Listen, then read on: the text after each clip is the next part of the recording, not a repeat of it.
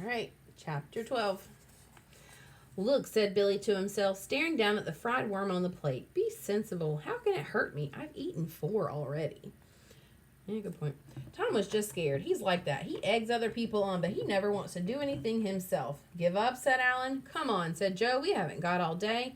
5 more minutes, said Alan. Then I win. There's no time limit, said Billy. For the first time, he wondered what he'd do if he lost. Where could he ever get $50? But how could he eat 10 more? Big, fat, ugly, soft, brown things. He couldn't ask his father for $50. He heard Alan and Joe whispering together. He's gonna quit. Yeah, I knew he'd never make it when I bet with him. He talks big. Him and Tom are the same. They never do anything. Billy gritted his teeth, glopped on ketchup, mustard, salt, grated cheese, whatever was on the crate, anything and everything. Then he grabbed up the worm, tore it apart with his hands, stuffing it in his mouth, chewing it and swallowing it, gulping. Then panting, he reached out, he wiped his gooey hands on Alan's trousers and grinned messily up at him. There, 5. So gross. 13. Joe, suppose I lose. My father will never let me take that money out of the account. I know he won't. You think I'll lose, Joe? Huh? Joe, tell me. Give it to me straight, Joe. I gotta know. I can't sleep. Joe said, look, I told you this afternoon. You got nothing to worry about. He's cracking. Sure, he ate that one today. Sure, he might. 14. 4 blocks away, Billy suddenly found himself in a brightly lit butcher shop, jostled by the crowd of enormous, pigeon-breasted, middle-aged women shouting to make himself heard over the din of the chatter and the roars of butchers ordering about the weasel-faced boys who were lugging haunches and tubs of meat in and out of the refrigerator room in the rear. It's a mouthful.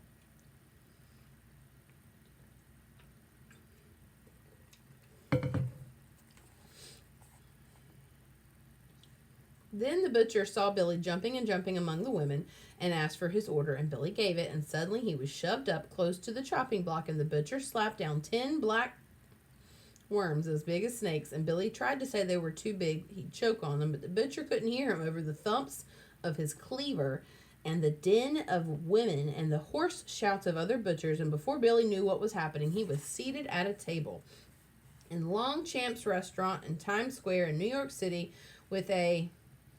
He must be dreaming, right?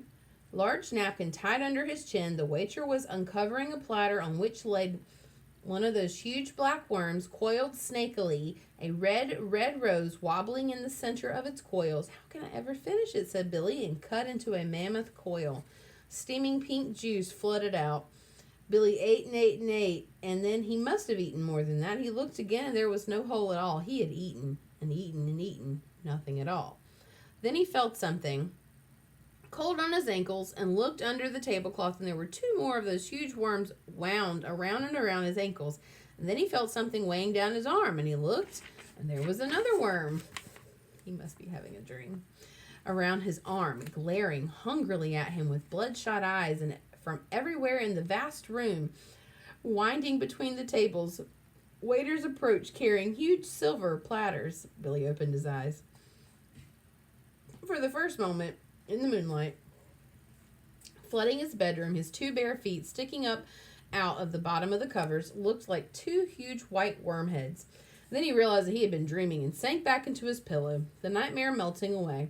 There were no huge worms as big as pythons. He was home in bed, and his parents were asleep in the next room. His stomach rumbled. Suppose Joe hadn't been lying. The hair stood up on the back of his neck. Or suppose Joe had made it all up but had been right anyway without knowing it. Shutter banged. Billy glanced out the window, and he saw the moon riding among the tossing leaves. His stomach grumbled and gurgled. He groaned. Suppose he was dying. He heard of people waking up in the middle of the night with pains in their stomachs, and then as the windows turned gray in the dawn, they died. Toadstools and soured lobster, tainted pork. That was pain. He clutched his stomach, groaning, half fell, half staggered out of bed, and hobbled towards the door, bent double. Maybe there was an antidote, he whimpered. It didn't hurt a lot, but nothing ever did to begin with, did it? Uh-oh. Sick. 15. His mother reached out and switched on the light. What kind of pain, Billy? He stood beside the bed, clutching his stomach. In my stomach. Ooh, there it goes again, I think. Did you eat something before bed? She was pulling on her bathrobe. John. She shook her husband's shoulder. He mumbled sleepily. Did you eat candy or something before bed? Worms, groaned Billy. Worms? John, Billy, what kind of worms? Get the picture.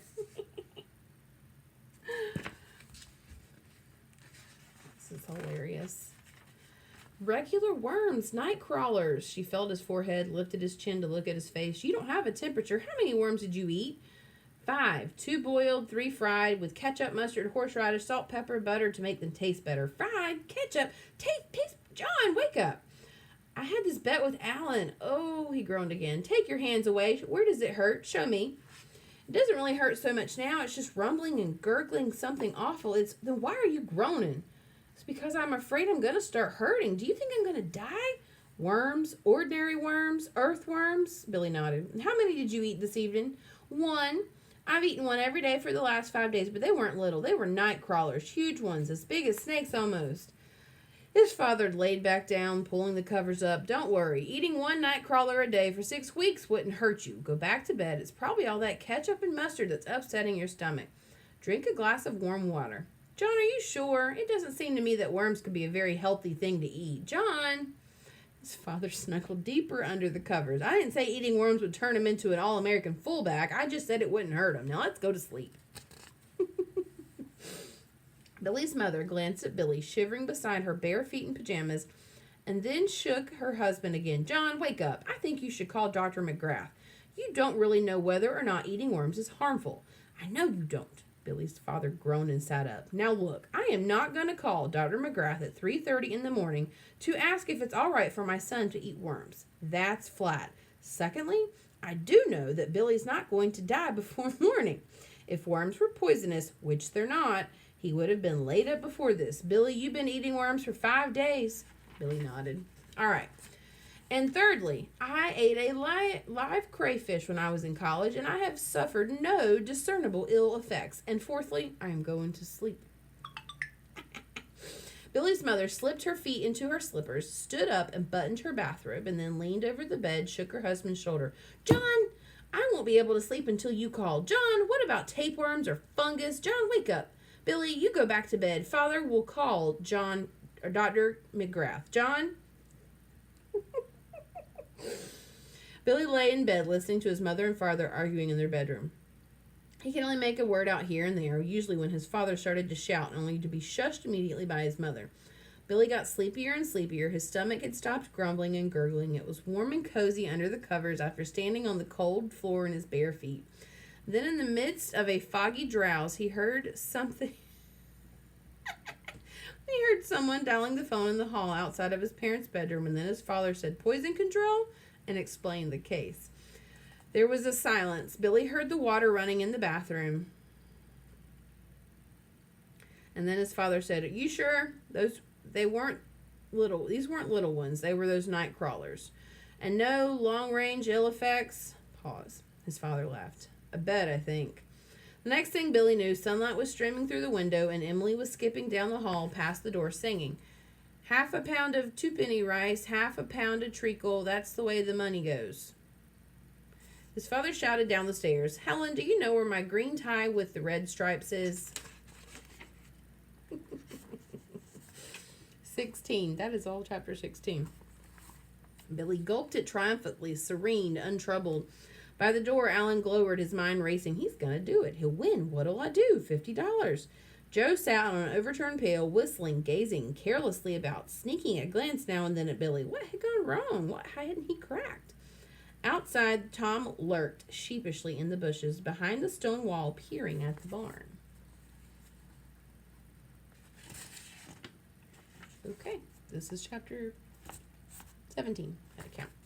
So just by the way, the X is 10, the V is 5, and each of those are 1 apiece. So 10 plus 5 is 15, 16, 17. Billy ate it offhand, sideways, reading a comic book. Alan and Joe squatted glumly in the barn door, watching him.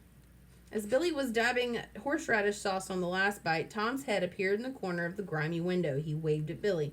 Ignoring him, Billy gulped down the last bite, wiped his mouth, tucked his comic book under his arm, strolling out of the barn, remarking over his shoulder, "See you tomorrow, fellas." The eighth worm. "Where's Joe?" asked Billy, spreading mustard down the length of the fried worm.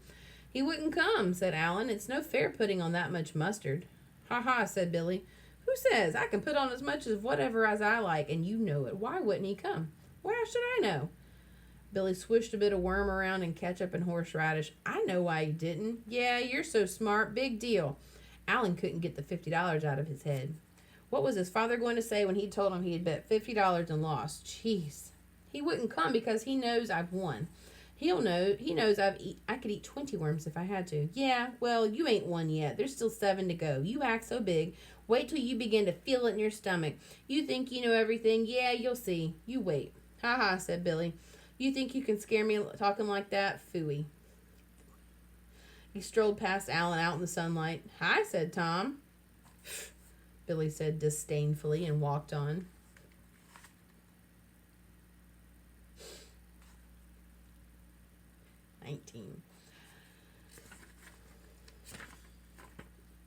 So we're going to stop there and pick it up in the next chapter.